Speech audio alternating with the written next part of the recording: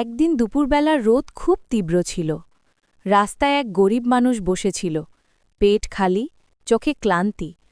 পাশ দিয়ে হাঁটছিল একটি সুন্দর মেয়ে, নাম অনন্যা। সে মানুষটিকে দেখে থেমে গেল, জিজ্ঞেস করল, চাচা, কিছু খেয়েছেন? লোকটি লজ্জা পেয়ে মাথা নিচু করে বলল, আজ কিছুই জোটেনি মা। অনন্যা ব্যাগ খুলে তার নিজের টিফিনটা মানুষের হাতে দিল। শুধু খাবারই নয়, সে আশ্বাস দিল, আমি প্রতিদিন আসব চাচা, আপনাকে একা থাকতে হবে না। মানুষটির চোখে পানি এসে গেল। বহুদিন পর কেউ তার প্রতি এমন মমতা দেখাল।